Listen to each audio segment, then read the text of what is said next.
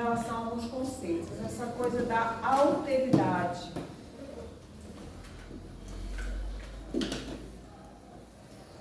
Tá? Essa expressão aqui significa outro. Tá? Em latim, não sei qual que é o latim, qual que é o grego, tá? Mas em latim é alien, que dá a palavra alienista. Vocês conhecem, né? É até o filme o Alien, né? Então o alien é um troço que não é a gente, é um troço estranho, tá? Então vocês têm que pensar o seguinte: o que faz a gente ser a gente, o que faz uma cultura, tá? É, na verdade, você criar uma borda. Esse limite, essa fronteira, que é uma fronteira simbólica. Quando você cria uma fronteira, você cria imediatamente. Vocês lembram daquele negócio de conjunto, teoria dos conjuntos, pertence, não pertence? Né? Que o símbolo era assim, não era? É assim? É. Não tem outro. O que não pertence é uma bola. É cortar, tem que Não, cortar. é isso aqui, pertence, não pertence assim, não é isso? É. Então, por exemplo, se eu boto um elemento aqui, um A, e um elemento aqui, um B, né? E aqui é o conjunto, por exemplo, o conjunto das vogais. É uma coisa lógica essa história, né? É uma coisa lógica, portanto, matemática, tá? Eu vou dizer que A pertence, não sei como é que se escreve isso, conjunto das vogais. Tinha um jeito de falar conjunto, não era assim, eu acho, não era?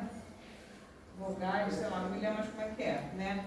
E B não pertence ao conjunto das vogais, não é isso?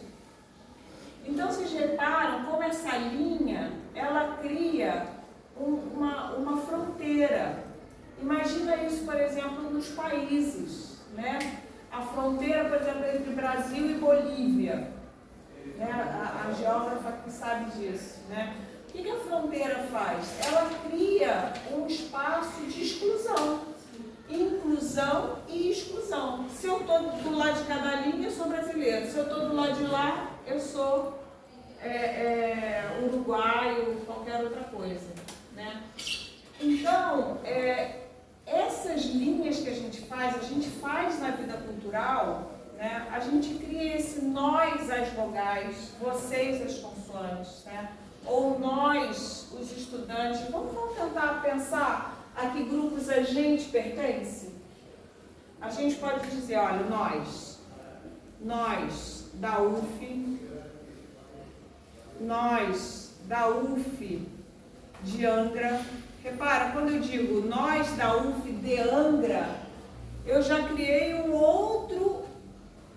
outra linha simbólica, uma fronteira simbólica que faz inclusão e exclusão.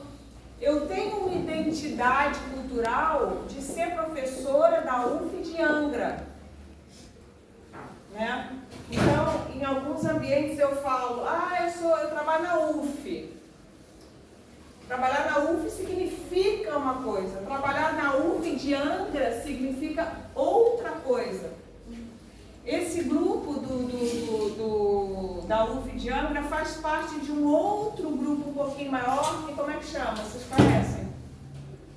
Que tem a UF de Angra, tem a UF de Rio das Ostras, tem a UF de Volta Redonda. Que grupo é esse? Interior? É interior. Que nem sempre, Rio das Ostras, por exemplo, nem é interior, né? É litoral, né? Mas a gente chamou. Então, dentro de cada conjunto desses, existe uma continuidade. Essa linha, aqui dentro tem continuidade. Entre as vogais, existe uma identidade entre as vogais, existe alguma coisa em comum entre as vogais, né? Mas existe uma descontinuidade entre as vogais e as consoantes.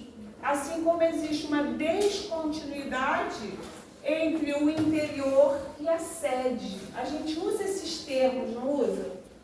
Então, esses termos que são termos nativos, que são até estranhos, na verdade, são aleatórios. Por que a gente usa interior se tem uma UF de Rio das Ostras que é litoral? Né? Porque não é, essa categoria não é geográfica, essa categoria é cultural, é simbólica. Está entendendo isso? Tá? Então, o que a antropologia estuda são essas bordas, na verdade. O que ela estuda? Por exemplo, você estava falando, Cassiane estava falando dos surdos, né? O grupo dos surdos. Então a gente pensa, tem o grupo dos surdos, quando eles fecham assim, fazem essa bolinha, os surdos, né? Você tem aqui surdos e aqui quem tem? Não surdos.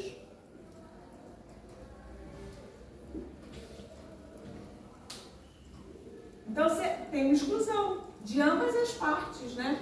Os não surdos excluem os surdos e os surdos excluem os não surdos, de alguma forma.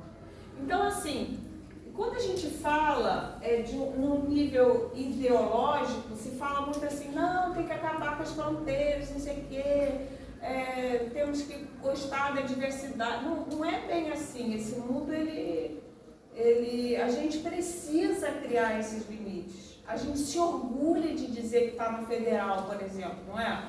Esse grupo aqui, a gente tem um nós maior, que são as federais. Né? Eu, por exemplo, vou me cadastrar um negócio qualquer, aí você tem o nível de escolaridade, são fronteiras simbólicas, tá? Então, a alteridade é tudo que é esse espaço, tá? Na verdade, a alteridade, a gente pode usar essa palavra aqui, é uma iância, né? Por exemplo, se você tem uma sequência de números, né? Você tem o 0, você tem o 1, você tem o 2, você tem o 3, mas entre o 0 e o 1, o que acontece? Existe uma alteridade entre o 0 e o 1. Por quê? Porque o 0 é diferente de 1. Necessariamente. Ele precisa ser diferente de 1. E o 1 precisa ser diferente de 2. Né? E eu preciso ser diferente do David, porque senão eu não sou eu. Eu preciso marcar alguma diferença. A gente pode ter coisas em comum, a gente tem coisas em comum, eu e o David. Né? David gosta de escrever, por exemplo, também gosta. Né? A gente gosta de estudar, a gente tem uma porção de coisas que são contínuas, mas tem coisas que não. Que vai ter uma linha divisória entre a gente. Quando tem essa linha divisória, tem um espaço. Né? E como é que a gente lida com esse espaço? Nesse espaço existe uma relação de amor e de ódio. Tá? Isso aqui é Freud.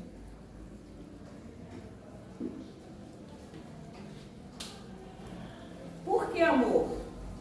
E por que ódio? Porque a gente só gosta quando é comum com a gente e odeia quando é diferente. Porque o ódio, ele é necessário para haver o quê? Para haver separação. E para haver separação, a gente precisa da separação para construir identidade. Então, quando a gente fala em construções identitárias, a gente está falando em separação.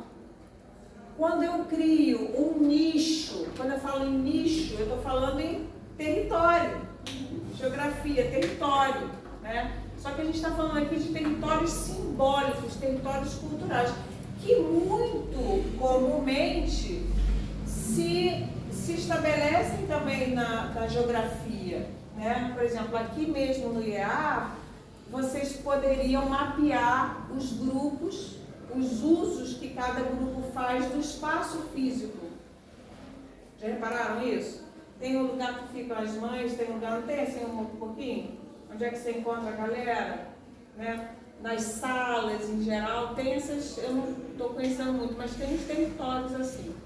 Então, para você construir identidade, você tem que dizer aqui, a minha turma se encontra na sala tal. A minha turma, os fumantes ficam ali na tenda. Quando os fumantes vão para a tenda, eles criaram uma separação. Separação é, de alguma forma, um movimento hostil, na boa, né? Porque a gente tem muito preconceito contra a hostilidade. A hostilidade é necessária, né? Por exemplo, a relação da construção da nossa identidade na adolescência com os pais é hostil e é absolutamente indispensável, né? Não dá para você virar um adulto sem você se separar de seus pais. Já experimentaram isso? É sempre um negócio de conflito. Você tem que dizer assim, eu tenho um negócio muito, não sei se eu já contei para vocês isso, que tem muito a ver com essa coisa de amor e ódio entre mim e a minha filha, né? Especialmente meninas com as mães têm uma relação muito hostil, de amor e de ódio também, né? E aí eu era macrobiótica e tal, eu acho que eu já falei isso pra vocês, né? E aí eu ia para as festas levava banana passa, levava cenourinha, coisinhas para não comer os cachorros quentes, os brigadeiros. Era uma mãe muito malvada, já pensou? Você queria ser meu filho? Não. Aí um dia eu estava sentada assim e veio um garçom numa festinha infantil com um monte de refrigerantes. Aí ele veio me servindo assim pra mim. Eu falei, não, obrigada, você sou eu e eu sou o garçom, né? Aí de repente veio uma mãozinha aqui por trás assim, pegando, era minha filha, e olhou pra mim, né? Aí eu fiz aquela cara de não, você não pode pegar, e ela firmou ali, ela fez a fronteira, ela fez a linha. E falou, eu gosto, tá, mãe? Tá? Eu gosto, tá, mãe? Significa o quê? Olha, você fica com a sua cultura de macrobiótica, mas eu preciso comungar. Olha essa ideia que bonita. A comunhão que a gente faz na igreja, né? Comungar com a minha galera. A minha galera toma refrigerante. E eu vou tomar um refrigerante com a minha galera. Quando ela fez isso, ela se separou de mim, nesse aspecto, né? E, ao mesmo tempo, se juntou ao grupo dela, que é uma coisa... O amor é esse movimento de integração, né? O amor integra e o ódio separa, ou segrega, né? Mas a gente tem muito preconceito com isso aqui. É importante a gente separar. É importante dizer, eu não sou machista, por exemplo, né? Eu não gosto eu não bato meu filho. A minha irmã bate, mas eu não. Eu sou do grupo de mulheres que não bate nas crianças, por exemplo. Então, quando você faz essa separação, é uma posição também política, né? Que a gente vai tomando. A gente precisa fazer essa decisão. Quando a gente vota em alguém, por exemplo, a gente está no meio de um movimento, né? Que está super polarizado. O que a gente tem aqui? Tem uma linha que separa. Tem alguma possibilidade de conciliação entre essas linhas? Entre esses dois grupos, bolsonaristas e lulistas? Não tem. Existe o quê? Entre lulistas e bolsonaristas, existe uma aliança, existe uma separação que é saudável, é importante ter. Existe uma alteridade. Os lulistas são um outro para os bolsonaristas e os bolsonaristas são um outro para os lulistas, né? A questão é como é que a gente lida com esta alteridade. A gente pode lidar com essa alteridade de várias formas. Um extremo, né? Aí tem o etnocentrismo, que todo mundo, para ser identitário, quando a minha filha fala eu bebo Coca-Cola, né? Ela está afirmando a identidade dela, né? É o tal do orgulho gay, né? Orgulho de ser gay, orgulho de beber Coca-Cola. Eu bebo Coca-Cola e tenho orgulho de beber Coca-Cola. E se você não quiser tomar Coca-Cola, azar o seu, mas me deixe em paz bebendo a minha Coca-Cola, ninguém vai me impedir de beber minha Coca-Cola, né? Então esse gesto, essa posição é uma posição etnocêntrica, de afirmação, olha, de afirmação cultural. É justa, é benéfica, é saudável. No outro extremo, a gente tem o relativismo cultural. E aí tem um negócio bacana que é relativizar a sua posição. O que quer dizer isso? Tem um probleminha nessa coisa do etnocentrismo. Hannah trouxe muito bem isso no seu trabalho, naquele caso das famílias, né? Da família que não leva a criança na escola. Qual é a tendência do etnocentrismo? É universalizar, é pensar, se eu tomo Coca-Cola, todo mundo toma Coca-Cola. E impor esse padrão para todo mundo. Aí a gente já começa a ir para um outro lado aqui, que é o fascismo. O fascismo, o nacionalismo, o nazismo, né? Você não só ama a sua cultura, como você odeia de tal forma que você quer exterminar os outros. Aí isso aqui já entra no âmbito do crime, né? Isso é criminoso, isso não pode ser aceitável. Agora, se eu não gosto de beber Coca-Cola, por exemplo, é claro que eu vou achar o que da pessoa que bebe Coca-Cola? Vou achar legal? Eu posso tolerar, né, que uma filha beba Coca-Cola e eu não bebendo Coca-Cola. Mas eu acho pena, porque eu acho muito mais legal não beber Coca-Cola. Por quê? Porque essa é a minha identidade. Eu tenho orgulho de não beber Coca-Cola. Tem incrível que pareça, tá? E Eu acho triste. não beber Coca-Cola? Pois é. Eu acho triste beber Coca-Cola por uma série de razões. Eu entendo. Mas aí o que acontece? Como é que a gente vai lidar com isso? Eu não vou querer exterminar as pessoas que tomam Coca-Cola. Que você beba e que eu não bebo. Exatamente. Esse é o ponto. Né? Você trouxe isso também no seu trabalho. Sim. Né? Então, você que trouxe esse negócio da relativização, que foi muito legal. Então, se dentro da escola, dentro da cultura escolar, né? A Laís chama a atenção disso, na cultura escolar, dentro da cultura escolar não é aceitável faltar a aula, porque a gente tem como valor social os valores, gente.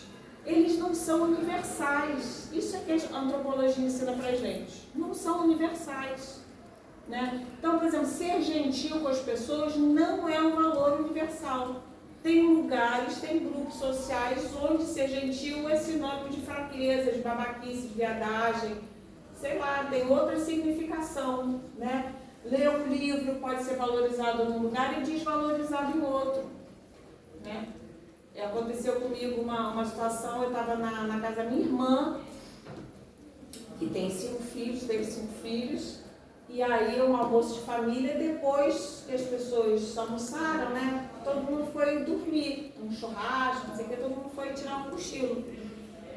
E eu estava com meu marido lendo, os dois lendo. Aí um sobrinho meu, pequenininho, chegou assim, tia, o que vocês estão fazendo? Aí eu falei, estou estudando, a gente está estudando. Aí ele falou assim, estudando? Mas vocês são grandes, vocês são adultos, por que vocês estudam? Entendeu? Então, dentro da cultura dele, o que ele achava? Que só as crianças Só criança estuda e é uma obrigação, um troço chato. era assim que ele significava, né? Ele não entendia que um adulto tinha que fazer um troço tão desagradável que as crianças eram obrigadas a fazer, mas que quando elas crescessem elas iam ficar livres dessa coisa chatíssima que era estudar. Então, o valor social que ele compartilhava sobre o estudo era completamente diferente do meu, né? Porque eu tenho uma outra cultura, tá? Então, o que a Laís trouxe no trabalho dela? Que nesse caso, o que a antropologia ajuda para um pedagogo, né? A fazer esse movimento de relativizar. O que é relativizar? Relativizar é o contrário. Relativizar é o contrário de universalizar. Universalizar é você achar que aquele jeito é universal, né? Então você vê assim, não, peraí, mas isso é relativo. Para mim é assim, mas para o outro pode não ser assim. Tá? Tem um exemplo também, com isso eu acabo, que de Coca-Cola, quando eu era criança, na minha casa, se bebia Coca-Cola uma vez por semana, que era o domingo. E aí a gente comprava Coca-Cola de 1 litro, porque era a maior que tinha, quando eu era criança. Eu e o Cássio, quando éramos crianças, né, Cássio? Aí tinha Coca-Cola de 1 litro. Aí era uma coisa, aquela Coca-Cola tinha um valor quase ritual, entendeu? Era muito, porque era só no domingo que se podia tomar Coca-Cola lá em casa. E a Coca-Cola era cara, pelo menos para minha família era. E aí tinha a missão de ir na padaria buscar a Coca-Cola ritual do almoço de domingo, né? Que a minha irmã, que era mais velha, ia e eu não podia ir porque era pequena. Aí chegou um momento, um dia que a minha irmã estava fazendo qualquer outra coisa, aí meu pai olhou para minha mãe e falou assim, você acha que a Andréia já pode ir? Ah, eu acho que ela já pode sim. Aí foi assim uma responsabilidade, entendeu? Eu fui responsável por trazer a Coca-Cola para o ritual de domingo. Aí eu fui morrendo de medo com a Coca-Cola, assim, e tal, eu trouxe, a gente tomou Coca-Cola. Muito bem. Depois eu entrei na escola, com 10 anos, 9 anos na escola de maiores já, né?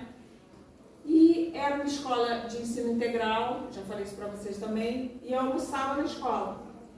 E acabei fazendo amizade com pessoas que moravam perto e filava almoço na casa dos amigos e ficava com meu dinheirinho para comprar disco, comprar outras coisas. Aí eu tinha uma amiga que eu ia muito na casa dela. E na casa dela era completamente diferente da minha casa. A geladeira só tinha Coca-Cola. Tinha um monte de Coca-Cola. Era Coca-Cola liberada. Na verdade, a Coca-Cola fazia parte da alimentação familiar daquela casa. Não era uma coisa proibida. Na minha casa era. Na casa de vocês é permitido Coca-Cola direto? Sim. Só na sua era. E na casa dela, as crianças cozinhavam. Também que era uma coisa que na minha casa não podia, porque os pais dela trabalhavam direto. Então, a casa dela tinha regras. Que eu fiquei assim, tem uns autores, que é o Bergman e Luckmann, Bergman é o diretor de cinema. É o Berger e Luckmann. Eles têm um livro que se chama A Construção Social da Realidade. E eles vão dizer o quê?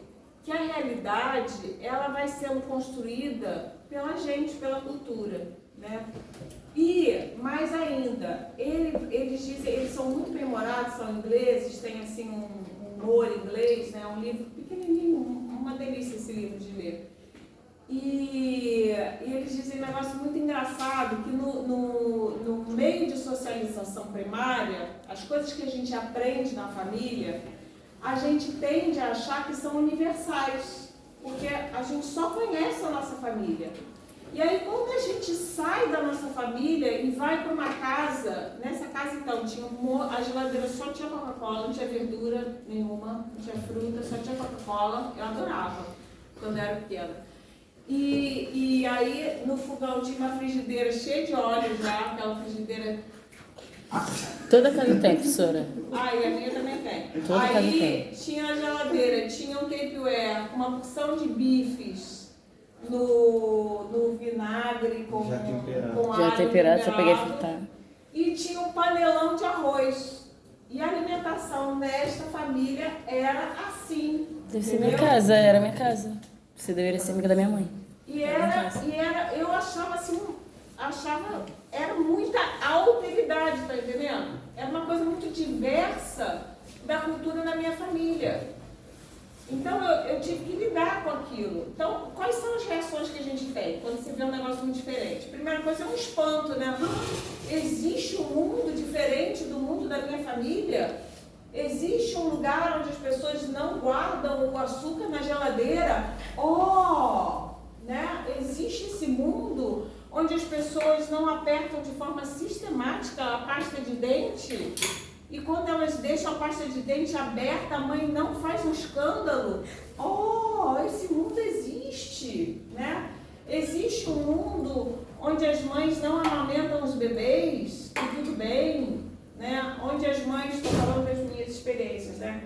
Onde as mães dão papinhas industrializadas para as crianças. Existe um mundo que as mães não cuidam dos seus bebês, que elas contratam babás para cuidar dos seus bebês. Existe esse mundo, né? Professora, essa cultura que você está falando, pode ser que eu tenha entendido errado, mas essa cultura que você está falando, você falou do seu sobrinho, né, que ele não gostava, teve uma visão ruim da escola. Seria uma visão? Sim, ele tinha uma visão da escola de estudar que era ruim e você tinha já uma outra visão. É a mesma coisa ou são coisas distintas? A visão faz parte da cultura. O que eu estou querendo dizer é que o que faz parte da cultura, o que a gente pode constituir uma cultura, né? São certos padrões, são certas normas e são valores comuns, entendeu? Então, quando a gente pensa assim, a pessoa não gosta de estudar, no senso comum a gente vai dizer que essa pessoa não tem cultura, né? Mas é uma outra cultura, uma cultura que tem aversão ao estudo. Entendeu? E que acha otária a pessoa que estuda. E o cara é mó otário, vai ficar no livro estudando, é mó babado, e eu me dei bem, fiz a prova e nem estudei nada, porra nenhuma, e me dei bem e tal. É uma cultura e tem regras próprias, entendeu? E se você rompe aquela regra, você saiu da fronteira, você é expulso. Você é expulso. É simples assim, entendeu? Você tem uma igreja tem umas regras.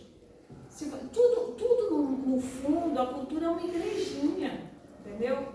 Ela cria uns códigos comuns e tem umas regras, e se você não fica bem ali, você vai procurar outra turma, né?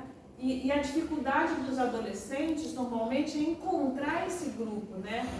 Construir a quem eu faço parte, a quem eu pertenço. Essa ideia de pertencimento, que é outro conceito, pertencimento, que é muito importante para a gente entender o que é identidade cultural, né? Então você descobre, sei lá, com que idade que você é mulher e gosta de mulher, por exemplo. Aí você tinha aquela sensação assim, mas aí daqui a pouco você descobre, gente, existe uma galera assim, eu não estou sozinho, eu pertenço a um grupo, né? E aí você quer pertencer, você vai aderindo às regras desse grupo, entendeu? A maneira de falar, a maneira de se vestir, as coisas que valoriza, as coisas que desvaloriza, entende? Você começa a ver, e os pais são muito sensíveis a isso, né? Os pais, quando começam a ver os filhos se afastando da cultura familiar, chamam de rebelde, mas é importante, e é rebelde mesmo, porque está fazendo um movimento de separação. E a gente, para ser a gente mesmo, a gente precisa se separar dos pais, né? É importante dizer, olha, eu gosto de Coca-Cola, eu gosto, tá, mãe? Sim, a gente pode continuar amiga, mas você não toma Coca-Cola e eu tomo, porque eu gosto. Eu vou comer meu cachorro quente e você não come azar seu, entendeu? Então, mais ou menos isso. Então, você tem que... O problema é que quando a gente nasce numa cultura, a gente tende a achar que ela é universal e tende a achar que ela é natural, entendeu? E a gente acha uma aberração da natureza a pessoa não colocar açúcar na geladeira, entendeu? Vocês já lideram com pessoa assim? Que, morando junto? Alguém tem algum caso assim de espantamento, de estranhamento, assim, de hábito? Eu já morei com uma pessoa que não gostava que andasse de sandália dentro de casa. Eu também não gosto. Na Ai, minha tem criação, pavor. eu sempre andei de sandália dentro de casa. Ai, não, eu tenho horror de andar de qualquer sapato dentro de Tomar casa. banho de sandália. Eu só tomo banho de sandália também. Eu Ai, morro de que medo de estranho. choque, de tomar choque, de escorregar. Ai, que cultura estranha. Eu não gosto de tapete. A minha mãe, na casa da minha mãe, era tapete para todo e qualquer lado. No quarto tinha tapete, na cozinha, no banheiro, na sala. Na minha avó não, só tinha tapete na entrada, que era um capacho, onde a gente limpava o pé e andava de sandália pela casa inteira. Pois é, o negócio é a gente pensar que todas essas coisas significam coisas, né? O que significa para a cultura a qual a sua mãe faz parte, os tapetes? Para sujar menos o chão. Não sabemos, tem que investigar. Talvez dê algum status, né? Seja uma coisa que ela acha chique, dentro de um grupo social pode ser. Eu uso tapete em casa porque eu sinto que sem tapete minha casa fica muito gelada. É. Eu sinto muito frio na casa sem tapete. Minha casa tem tapete em todo canto, até no banheiro. Mas não é só. Normalmente as coisas não são só práticas. Tem uma coisa de valor simbólico que a gente dá, né? Tem valor Pode ser simbólico. uma tradição também, né? É. Eu não sei como era a casa da minha avó, da minha avó de santo. Mas aquilo significa alguma coisa. É, pra ela. Entendeu? Significa alguma coisa. Não só para ela, mas para um grupo ao qual ela pertence. Tá? As pessoas que gostam Então, tá entendido isso aqui, gente? A alteridade acontece toda vez que a gente se separa ou já nasce separado de algum grupo. Então, se a gente... Eu já contei isso pra vocês, né? Que na Espanha, os bares, você não fica num bar, você sai de noite, vai num bar, vai no outro, um frio de lascar. Aí você chega no bar, tira as roupas, porque é aquecido. Aí bebe uma cerveja, e como eu já estou bem assim, tranquila, sem a minha roupa de frio, né? Aí quando eu já estou acomodada assim, pessoal, agora vamos para outro. Eu falei, gente, por quê? Aqui tá quentinho, tá... Por quê? Por que eu tenho que tomar cerveja num bar, depois no outro bar, depois no outro bar? 10 bares na mesma noite, por que isso? Não faz nenhum sentido, porque é assim. Eles são assim, gostam disso. Eu acho estranho isso, ele fica no Rio. Mas a gente vai pra onde agora? Não vai lugar nenhum, a gente vai ficar aqui nesse bar. Né? Tá? Então a alteridade é essa relação. A alteridade é uma relação que pode ser de várias formas. Você pode se relacionar com isso, com o outro, de várias formas. Existe a relação, tá? Vou apagar aqui e agora passar a bola no Lucas. Mas aos pouquinhos vocês vão